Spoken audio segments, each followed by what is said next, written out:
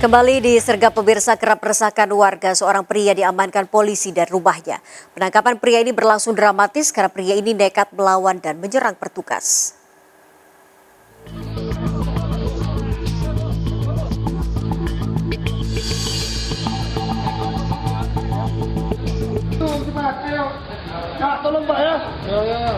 Penangkapan seorang pria di Jalan Lembah Purnama, Tanjung Pinang, Kepulauan Riau berlangsung dramatis. Pria ini sempat melawan dan hendak menyerang petugas dengan besi serta mengambil korek api, tabung LPG dan bensin untuk dibakar. Setelah berusaha dibujuk, pria berusia 48 tahun ini berhasil diamankan polisi. Pria ini diamankan karena meresahkan warga sekitar. Kita langsung disambut dengan besi. Dia membawa besi, kemudian kita himbau, akhirnya dia mundur justru mengambil tabung gas dan membuka jok motor yang isinya bensin. Baunya. Pria yang diduga mengalami gangguan jiwa ini dibawa ke Rumah Sakit Umum Daerah Bintan dikawal petugas dan keluarganya. Dari Tanjung Pinang, Kepulauan Riau, Humala Nasution, iNews melaporkan. Pemirsa, Aulia Kesuma dan Giovanni Kelvin divonis hukuman mati dalam kasus pembunuhan suami dan anak tirinya di Lebak Bulus, Jakarta Selatan. Sedangkan dua pembunuh bayaran yang disewa Aulia Kesuma divonis hukuman seumur hidup. Aulia Kesuma membunuh suami dan anak tirinya demi menguasai harta warisan untuk membayar utangnya 10 miliar rupiah.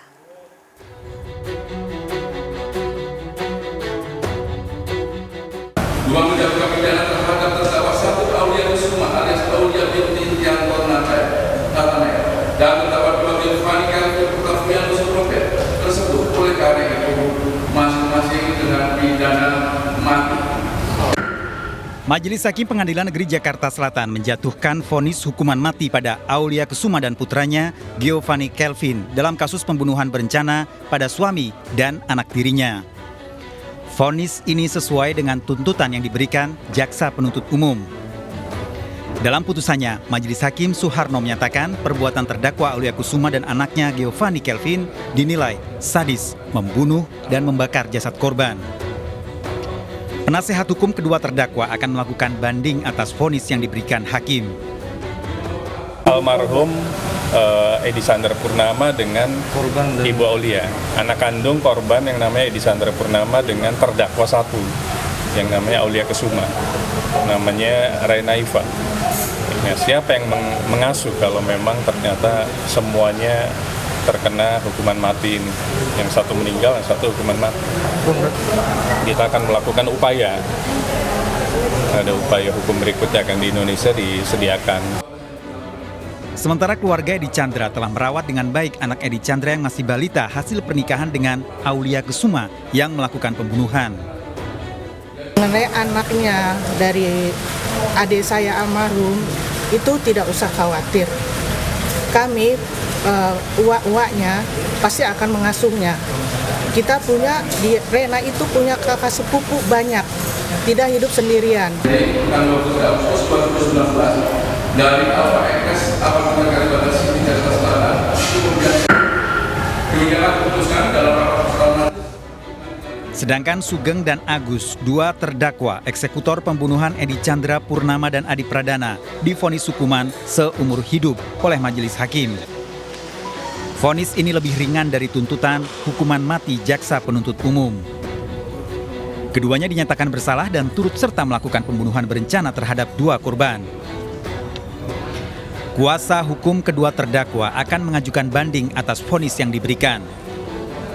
Ada bukti visum et repertum di situ ya, yang menjelaskan bahwa si korban ini meninggal karena keracunan obat. Sedangkan dalam tadi pertimbangan hakim tidak mempertimbangkan itu. Sedangkan dalam visum itu tidak membuktikan bahwa adanya cekikan, adanya tendangan. Jadi kita melihat bahwa persidangan ini tidak menilai apa bukti surat tersebut. Kasus pembunuhan berencana ini dilakukan akhir Agustus 2019 saat tersangka Aulia terlilit utang sebesar 10 miliar rupiah. Aulia membunuh suami dan anak tirinya dengan cara diracun, lalu dimasukkan ke dalam mobil dengan maksud dibuang dan dibakar sebelum diterjunkan ke jurang di wilayah Sukabumi, Jawa Barat. Pembunuhan dibantu oleh Giovanni Kelvin, dibantu Agus dan Sugeng. Sementara Karsini dan Rodi Syahputra merupakan pembantunya yang ikut merencanakan pembunuhan sejak bulan Juli dan mencarikan eksekutor. Ya karena gini sebenarnya saya itu kalau dibilang orang yang tegaan, bukan saya munafik ya, bukan munafik. Saya memang punya niat, tapi kalau saya suruh harus melihat suami saya sendiri, saya itu jujur aja, saya juga sebenarnya waktu habis kasih obat tidur itu saya panik, saya sempet banget, saya beneran Allah yang tahu gitu. Saya sempat yuk ya kita ke dokter aja yuk. Saya sempat mengajak Pak Edi itu ke dokter karena saya takut kan. Pada bulan Juli, Aulia Kesuma memberikan uang 40 juta rupiah pada Rodi untuk membayar paranormal, namun guna-guna yang dikirim tidak berhasil membunuh Edi Chandra. Rodi kemudian meminta uang 35 juta rupiah untuk membeli senjata api, namun upaya penembakan gagal. Kesepakatan antara Rodi, Alfat Sugeng, dan Agus dengan Aulia Kesuma terjadi di sebuah apartemen di Jakarta Selatan untuk menghabisi nyawa Edi Purnama dan Adi Pradana dengan uang pembayaran masing-masing mendapat 200 juta rupiah. Usai membunuh di rumah Lebak Bulus, Aulia Kesuma memberikan uang saku dan tiket bus pulang ke Lampung pada Agus dan Sugeng senilai 11 juta rupiah. Kasus pembunuhan ini terungkap berawal dari mobil yang terbakar di tepi jalan Desa Pondok Kaso, Cidahu, Sukabumi, Jawa Barat.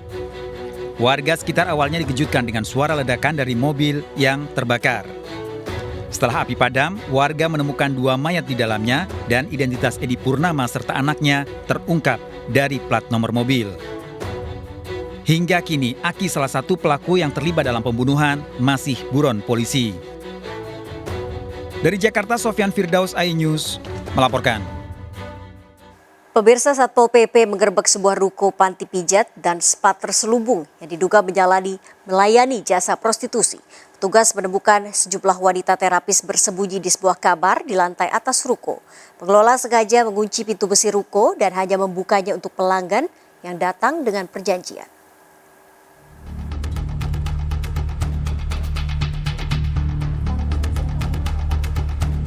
Petugas Satpol PP Kabupaten Tangerang terpaksa membongkar paksa gembok pintu besi sebuah ruko. Ruko di kawasan Mardigras, Kecamatan Panongan, Kabupaten Tangerang, diduga dijadikan panti pijat yang melayani praktik prostitusi. Petugas kemudian memeriksa satu persatu kamar hingga akhirnya mendapati sejumlah wanita terapis pijat bersembunyi di sebuah kamar di lantai atas.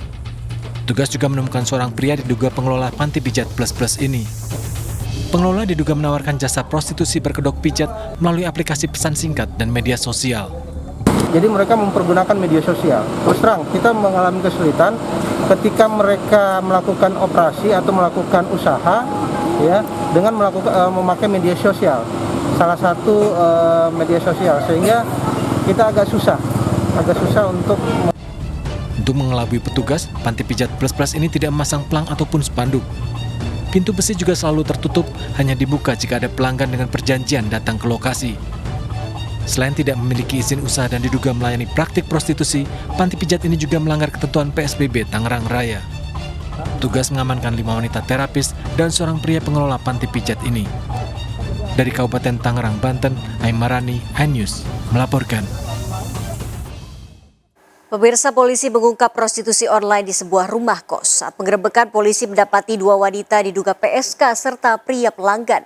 Janji kencan dengan PSK melalui media sosial.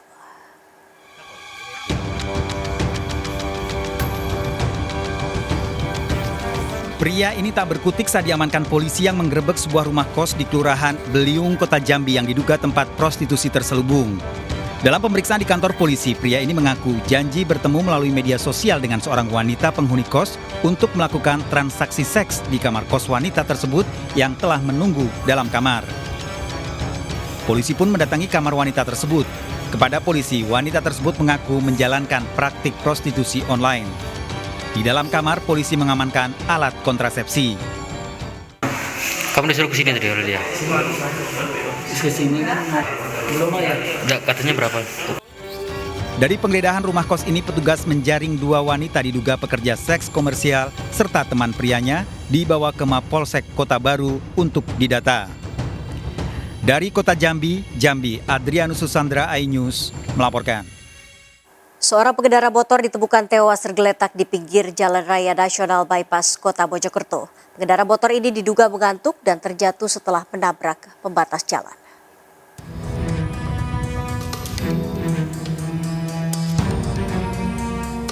Seorang pengendara motor ditemukan tewas dengan luka parah di bagian kepala, tergeletak di pinggir Jalan Raya Bypass Kecamatan Megarsari, Kota Mojokerto, Jawa Timur.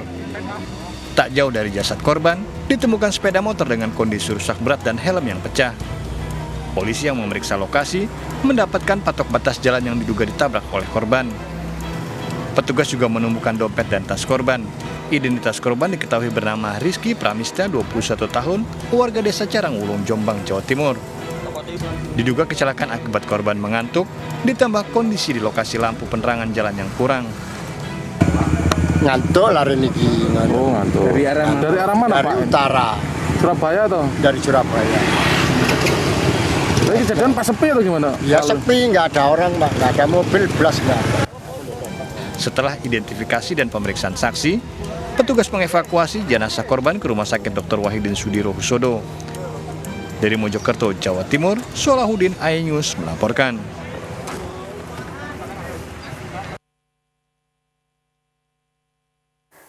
Pemirsa, kita akhiri perjumpaan kita dalam Berita Kriminal Sergap edisi hari ini. Saya Dawa Yogi Kusuma. Intai di sekitar Anda, selalu waspada.